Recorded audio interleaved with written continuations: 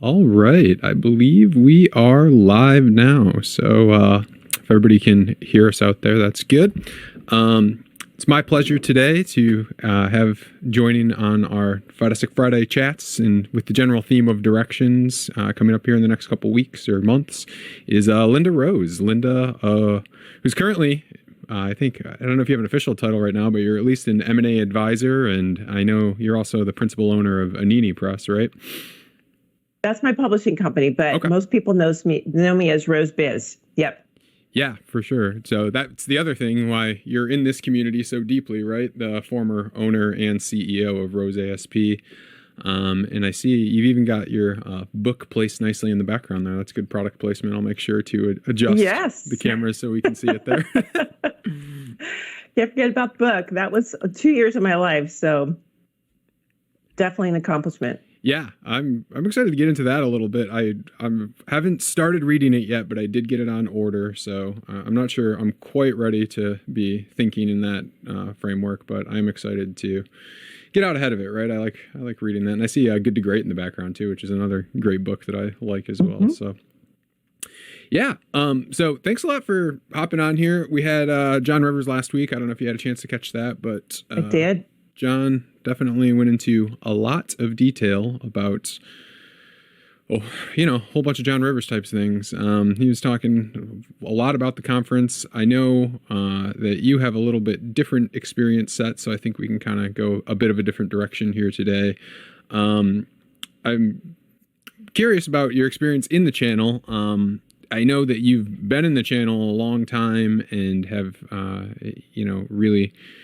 The thing that stood out to me when I was just sort of researching for this is thinking back, Rose ASP, you really were like one of the first people on the the move to the cloud. Yeah, it was. I remember. It must have been 10 years ago, right? Whenever the MyGP Cloud. When did that launch exactly? Oh, yeah, it's a good question. I think that launched in around 2010. We got into the cloud before Steve Ballmer called it the cloud, right? He was the guy that deemed it the cloud, and we were already there. So we had to change all of our messaging, and that's when we also changed, the name of, I forgot what my GB Cloud was called before, but it wasn't that. Yeah. So we had to get the word cloud in there in a hurry. So that's what we did. But yes, I've been in the channel 25 years, 2 partner organizations. I sold both of them. I sold one in 2013, the other one in 2017, the cloud company in 2017, and then kind of thought I was going to retire and realized I was not ready to do that. Of course, everybody that knew me really well said, Linda, you're not ready to retire. So I spent a couple of years. I went on this massive backpacking trip and had an epiphany that I should come out of that writing a book. And so that's really where I spent the year and a half writing Get Acquired for Millions, which is no small task. It's like birthing another child, getting a really good book out there in the world. So it took a lot of my time, but I'm super proud of it. It has helped so many people already. The outreach that I've gotten from people who have read the book has just been amazing. Mm-hmm. And, if it just helped one person increase the value of their company when it came time to sell, the book did what it needed to do.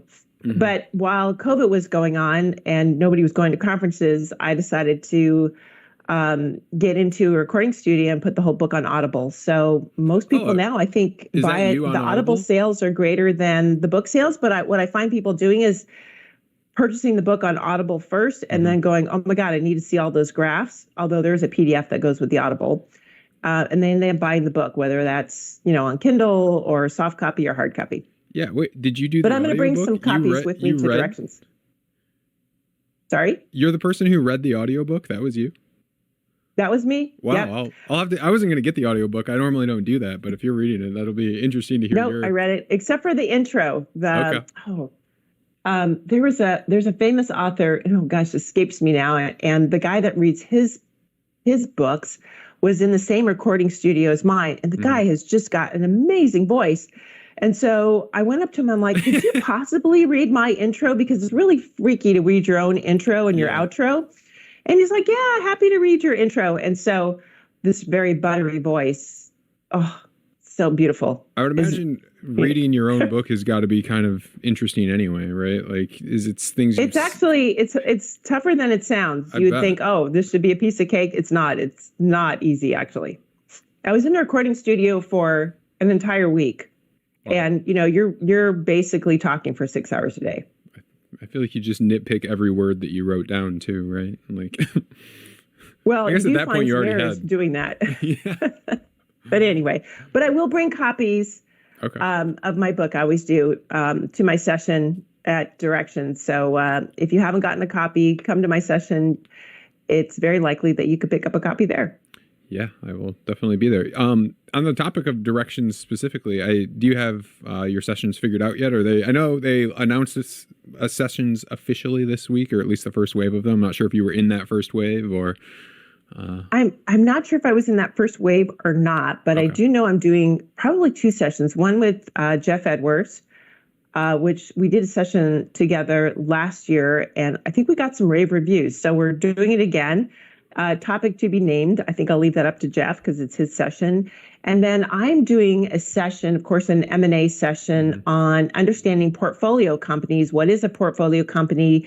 And do you want to become a portfolio company? Because that's quite a different experience than selling and exiting. And I actually just completed a sale of a Microsoft/NetSuite partner in a portfolio capacity. We got him 12 offers for his company. Cool. And he is going to continue in the leadership helm. He got picked up by a PE firm who is throwing a bunch of money at him and allowing him to make some additional acquisitions over the next 5 years, which is typically how long a portfolio company is kept. So he's super excited about that. So I'm going to talk about that in my session and what that means. Cool. Interesting. Yeah. I've been consuming some of your content recently just to sort of get some information to chat with you today, and seen some videos. I've definitely completely I haven't even read the book yet. I feel dishonest in saying all this, but just in consuming the promotional content that you've been doing on it, it's totally changed my perspective on this already in terms of M&A. There's a lot going into it. One thing that stood out to me particularly is just starting with the culture fit, right? Whoever is going to be the one taking charge, the culture is going to be super important. And that got me thinking, you had alluded to the fact that, culture is important and the community is important. And given that you have existed in this Dynamics community for so long, what is it about the culture here? Does it make it a harder fit or just a different sort of fit? What is it about the culture? I've been trying to pin down exactly what the culture is like. And I think again, never been to Directions. This is me learning as I go here. And I think that'll probably shed a lot of light on it for me, but I'm curious what your opinion on that ahead of time. What is it about the culture of Directions that makes it unique, or Directions and the whole community itself that makes it unique? Yeah, I mean, Directions is a very unique conference. I love it in part due to its size. It's not too large like Inspire, where you can't find anybody. You've been there for 3 days and you run across somebody and you're like, oh my gosh, I didn't realize you were here. And it's not too small where, after a day or so, you feel like you've talked to everybody. So it's a perfect size. Obviously, everybody is, rowing in the same direction, trying to increase the value for their customers, increase their value as an organization. So it makes for some really common conversations. And I think this group of partners, while we compete, or I say I competed against these partners, we also have, we're also willing to share, which is great. Share experiences, share what works, share what doesn't work. So it's nice. It's a nice community. It's very open and people know each other and they've known each other for a long time. So it's, a lot of warmth. And there are lots of deal conversations that happen at this conference because people know that the owners are coming and they can sit down and talk about potential partnerships or, mergers. Yeah, it does seem like there's an openness to it. And I found that generally in the community that even other ISVs that, we might be in direct competition with or even, slight competition with, it seems like everybody's still very open. If I've had people send deals our way that they just weren't able to help for whatever, technical reason. There was Right. a little detail, and, I've had other ISVs reach out and be like, hey, I know you guys do this. You should look into it. And I don't know, first I was kind of taken aback by that. I didn't really think that was going to be a thing at all, but it's made me more cognizant of it and kind of do the same thing if people come to me that aren't the exact right fit for things. And I don't know if that's unique in the space, but it certainly feels like it's a cultural aspect. And, I think, GP having its roots in the hearts of the Midwest definitely makes things. I feel like the community is still a little more Fargo than a lot of the other tech firms out there, which is, I think that's probably true. I mean, I definitely appreciate it. It's being Midwest I think most myself. Business Central partners at some time in their life, if they've been around for a while, have sold GP. So yeah, that's true. And or even SL. And then BC's got a little culture from Europe, right? Like the whole Netherlands and all of that. And it's different, but it's still got that sort of friendly and, helpful for the sake of being helpful that I think so. It's kind of the combination of those two things, which I find kind of interesting. And especially because I live in Holland, Michigan. So I'm in the Midwest and in Holland. So I kind of relate to both of those. Going back to something I wanted to ask you about more specifically, because I've heard you allude to it in other interviews, is the trek of the Pacific Crest Trail. Is that the trail that it was? Yes. Did you go into that thinking you were going to have some epiphany, or were you just looking for something to do? No, actually. So when I sold my company in 2017, I sold it in April, walked out the door in June, still had one last commitment at Inspire, because we were in person back then in July. And then I think maybe 3 days after I came home from Inspire in Las Vegas, I hit the trail. And it was really to allow myself to move from one stage of my life to another, just to get out of being attached to my phone 7/24, because I had a 7/24 business and always near me, to not having any cell service and just using the GPS on my phone to figure out where I'm going to camp the next night or sleep the next night or where the next water source was. So had you done anything like that? And I had no, actually. Well, that's not entirely true. About a year before, I did a 3-day trek around Mount Hood, because I told my husband, I'm like, I want to do the Pacific Crest Trail hike. I want to do 500 miles on the Pacific Crest Trail. And my husband's like, you've never backpacked a day in your life. Do you think you might want to try that out first? And I'm like, yeah, good point. So I bought a bunch of gear. I bought a tent and my poles and a stove and a sleeping bag and boots, all the stuff you need. I went on YouTube and listened to all these people who had, done this hiking. And I was around a 5,000 foot elevation during most of my hike around Mount Hood. And just those 4 days made me realize that my boots were too small. Yep. My my sleeping bag wasn't warm enough. My stove was too heavy. I had way too much gear. So I rejigged pretty much everything except for my tent and my trekking poles. And, I tell the story about the first day. So my husband drops me in the woods in Southern Oregon, because basically 500 miles from Southern Oregon kind of puts me into Southern Washington. And I wanted to get up into the Cascades in Washington. He drops me off in the woods. And I think within 3 minutes, I get annihilated by mosquitoes. And of course, I'm going into this thinking, no DEET. I don't want to, I want to do everything natural. And of course, my bottle of whatever it was, lavender, something verbena oil is at the bottom of my backpack. In the meantime, I'm getting annihilated by these mosquitoes while I'm trying to hunt out my, all natural spray. Yeah. And I think it was day 3 that I finally got somewhere where I could buy some DEET. And that was it. Because basically, until I got to Washington for the first 3 weeks, it was just mosquitoes nonstop. Yeah. So anyway, but I got rained on. On their tail for sure. Absolutely. But, within the first 9 hours, I got annihilated by mosquitoes. I got pelted by, we had a rainstorm and I was in a burnt out part of the forest at the time. So there's no place to duck into. Thunder and lightning. And I got pelted with pea-sized hail. And that was all the first day, and I'm thinking to myself, oh my God, what have I got myself into? I only have 481 more miles to go. Yeah. That's wild. But it was great. Had you ever done obviously you hadn't done any hiking like that, but had you ever even disconnected, or were you were plugged in for 20 years? Yes. And then Yes, I did. I was a big proponent of taking sabbaticals. So that was my next I question. actually took 2 sabbaticals while I owned my companies. Once I took a month off and basically trucked through Central America. That's amazing. And my second month off, I biked the South Island, New Zealand. And there I also had a tent strapped to my bike. And that was a major accomplishment as well.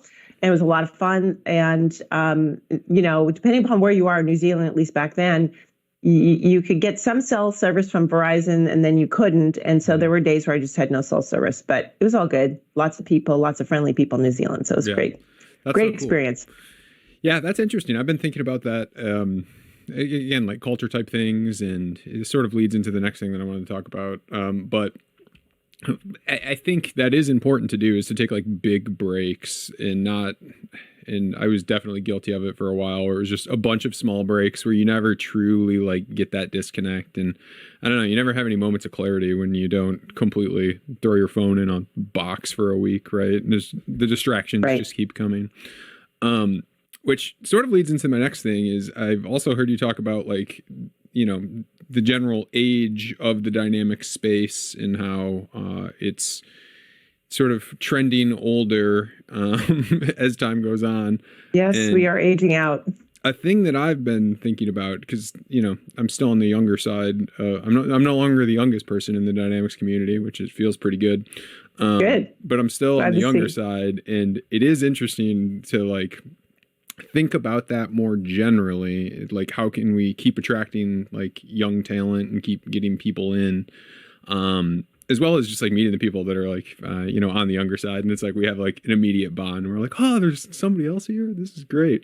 And I wonder how much of the can be attributed to is there cultural things we can do? And I know you're also super involved in the women in technology thing. So I'm sure you've thought about this in reference to getting more women involved in the space. But I'm curious if you've thought about much on how we can try to attract that younger talent and keep this community growing in that way too. Yeah, well, of course, we have to lose some of the old adages that we've all grown up with in terms of, only working in the office and only working from typically from 9 to 5. I have actually one person that works with me in this new career of mine of M&A. And I think Katie probably is never online before 11 o'clock in the morning. And she's and she works until the evening. I had a call with her last night at 8, and that's fine, right? Yep. I mean, there are occasions where I need her to be, on a call with me in the morning, but you know what? I allow for that flexibility. I encourage that flexibility.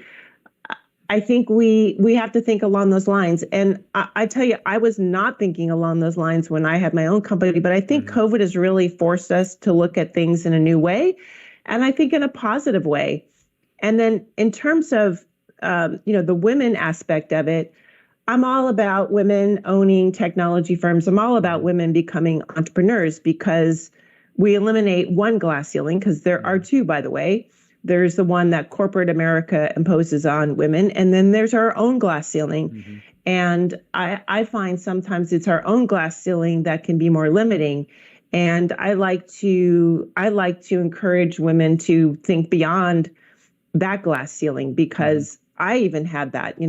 I had visions of making, $250,000 a year. I thought that was good. And then I'm oh, well, maybe I can make $500,000 a year. And now those amounts seem incredibly small to me and small-minded. And so, I follow women online that are making $16 and $50 million a year. And you know what? They're not any smarter than me, and they're just killing it. And so I think we really have to expand our thought process in terms of what we're capable of as women.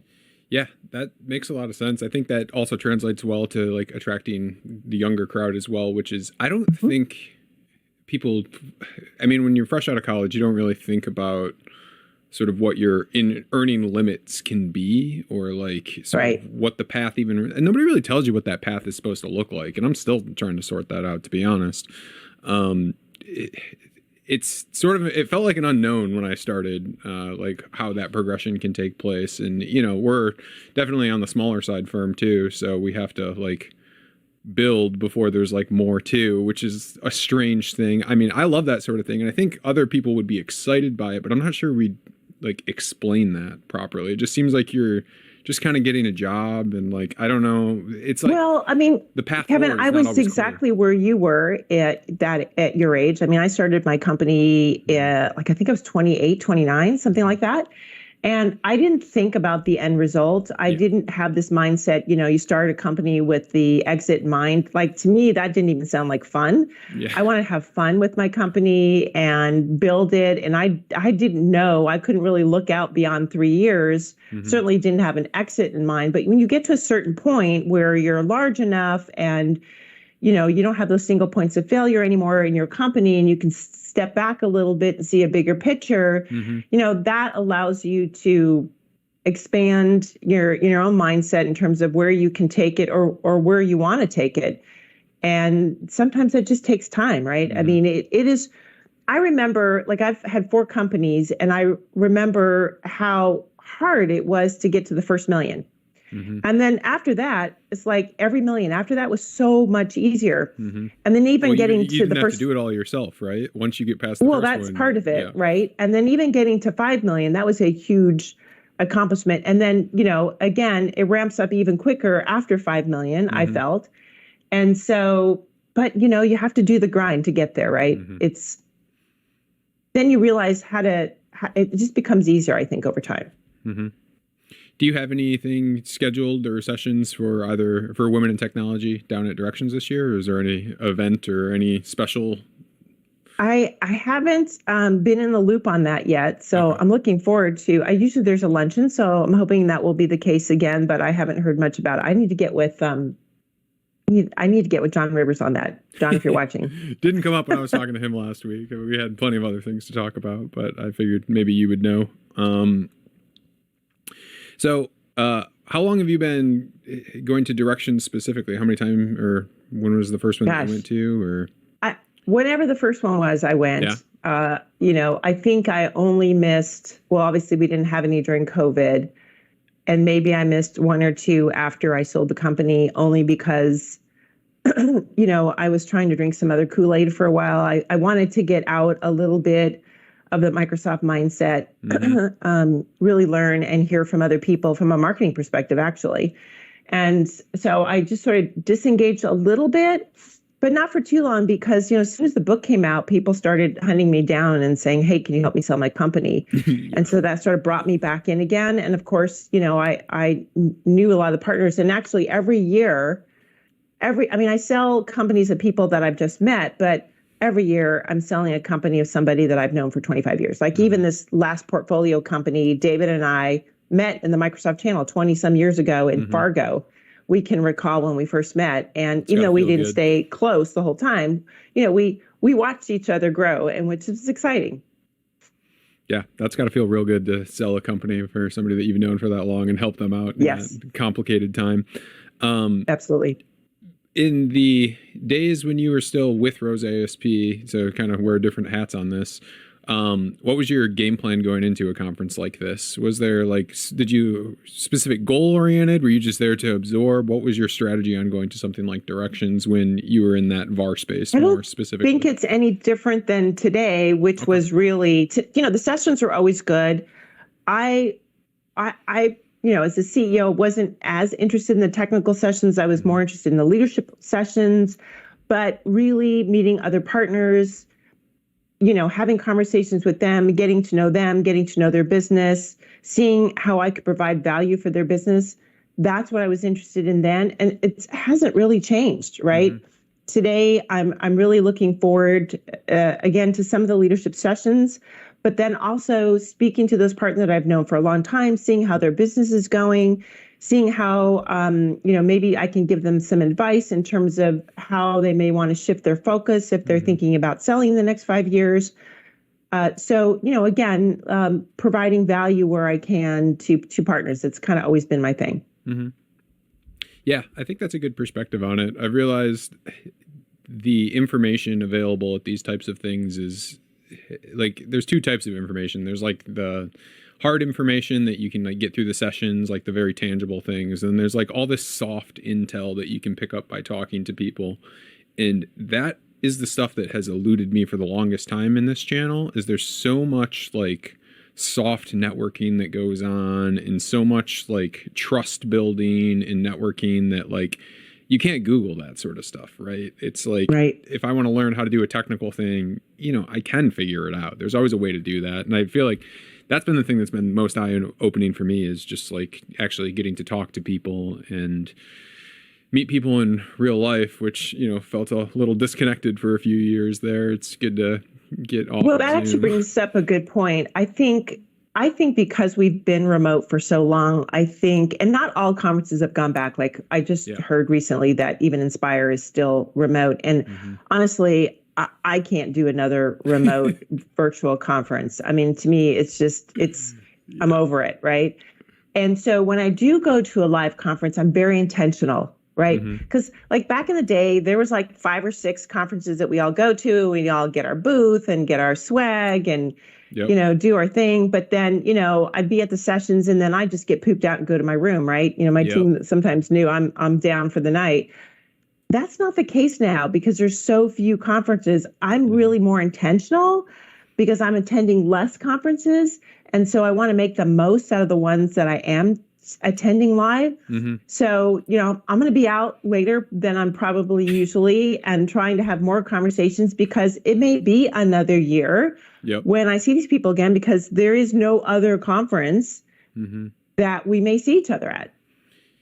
Yeah, that's true. And I think the good conferences are realizing the shift that's happened where like information is more available than ever and like networking is less available than ever. So that's exactly right. Yeah. So a conference that's full of sessions and not a lot of opportunity to meet people is not really. And I imagine I haven't been around that long, so I don't remember conferences from a long time ago, but I would imagine previously like the education part was huge too, just because there was less general info floating around. Right. And I'm sure that was a big thing. So I think, the good conferences are definitely the ones that focus on the things that cannot be replicated through some research. I'm curious if you have any advice specifically for an ISV company going to this sort of thing.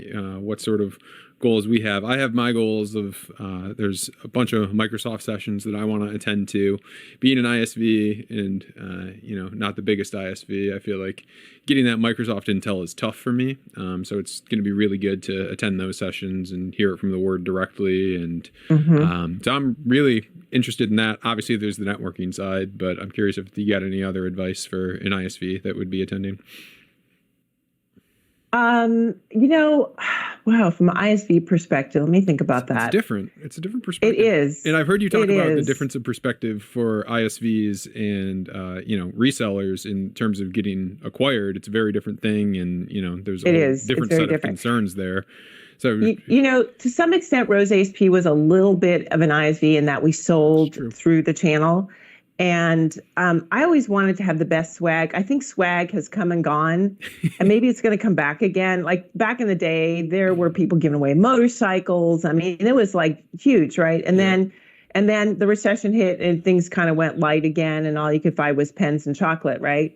And like for me, I'm bringing books, and each book is worth $25, right? I don't mind giving those away because again, if somebody can learn from something, or anyway, my point is, I think it's always great to come with good swag and, give stuff away. Look, I don't have it on today because I'm on the call, but I have a Power Objects CRM sweatshirt that I got probably 6 years ago. And I wear it around the house. It's my go paint outside, do some gardening. I didn't buy it so I can, trash it kind of sweatshirt, but it's still around. It's got paint spots all over You're it. Still marketing by accident. I'm still wearing it. So I always collect sunglasses because whether I'm in Hawaii or at my pool in San Diego, I never wear my good sunglasses to the beach or to the pool because I might lose them, especially in the ocean if I'm out kayaking. So like I collect all the sunglasses so I can take them with me to Hawaii. And if I accidentally dump one in the water, well, no big deal. Yeah. So it's funny. So I like good swag. The swag still works. I had us buy some of the good like Yeti, like I don't even know the word for it. Like the one of these basically. I've been repping this floral farm for like 2 years now for seemingly no reason other than I really like the water bottle. Right, it's great. So hopefully, so if you see me down at Directions, I've got a water bottle with everybody's name on it. And I remember, what was the old one called? The like official Microsoft Convergence, right? Convergence, we did a Convergence in like 2010, 2011, and gave away some big fancy golf trip as like the incentive, and just came back with this giant list of potential leads. Maybe some of which were interested in talking to us for anything other than a golf trip is what we sort of realized after the fact. So, it's a balancing act, right? You don't want to just get a giant list of people who want a golf trip. That doesn't really help your sales very much. Right.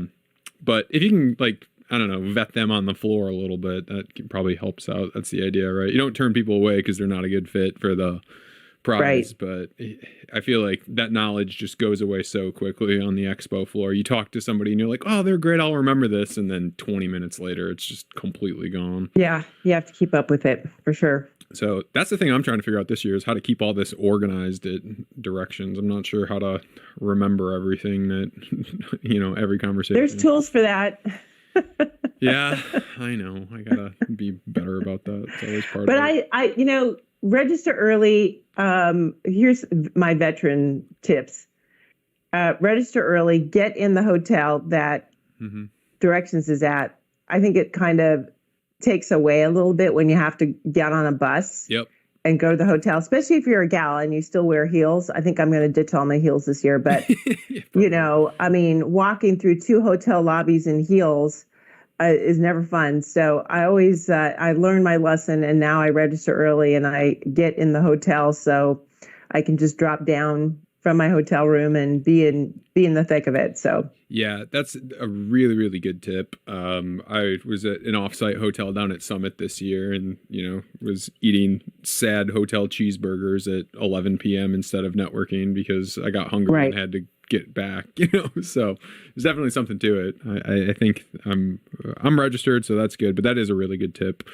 I think people underestimate the like soft, and that was something that John had talked to, is like the second you step in the door at the hotel that you're at, like we're all on the same team and we're all there to network. So like just be there. You can go to your room if you need, but definitely just wander around and try to meet people, and we'll see how that goes. So, anything else? Any other closing thoughts that you want to talk to here today? I just am really looking forward to seeing everybody again. Hopefully the weather will cooperate this year. Yeah. It seems like the last 2 times I've gone to Orlando, I've either been in the middle of a hurricane or one's coming in. So or post down at Summit this year. Yeah. Yes. So I'm really hoping that there will be no storms, and I'm really looking forward. I don't know what the event's going to be, but I remember last year hanging out with a couple of partners, and we rode the Harry Potter roller coaster. I'm such a roller coaster person, right? So I was on that thing 5 times. So many people have told me that. I've heard this from like 5 different people. It was so much fun. It was I met so many new people just that evening riding roller coasters. All of us seemed to hang out together. So I'm looking forward to seeing what they've got planned this year, and I'll be there to do it because I'm a big roller coaster girl, and I don't get to do that anymore, so looking forward to it. Yeah, that's funny. I don't know why everybody keeps bringing it. Apparently, it was this magical moment that you had to be there, but I've heard several people refer to going on the Harry Potter ride and be like, it was the best networking opportunity I've ever had. It was. I'm so confused. Not being there, I have no idea how that could possibly pan out. Well, that's the whole shtick, right? Yeah. Absolutely. Yeah, I'm hoping for some poolside networking opportunities. That's what I'm looking for. I need to find a way to get a base tan though, otherwise I'm going to get toasted. So I got to get over my embarrassment of asking the tanning place to get a base tan. No, I think there'll be some sun. Hopefully there'll be some sun there for you. The problem is there's not going to be any sun where I live until that point. So I got to be careful when I get down there. That's for sure. There you go. So, okay. Well, thanks a lot for having this chat. I really, really appreciate it. I'm looking forward to getting down there as well, meeting everybody in person and keeping this going. So thank you so much. All right. Well, keep one of those Yeti, Yeti swag things for me. I'm going to come by and get one. All right. It'll be ice cold. Or do you want it hot? What temperature do you want your drink in there? You want it hot or cold? Ooh, that's a tough one. It's I'll have to think about that. Probably a cool one. Yeah. Well, thanks so much, Linda. All right, Kevin. We will talk Great soon. seeing you. Look forward to seeing you in April. Yep. Chat soon. Take care, my friend. Bye.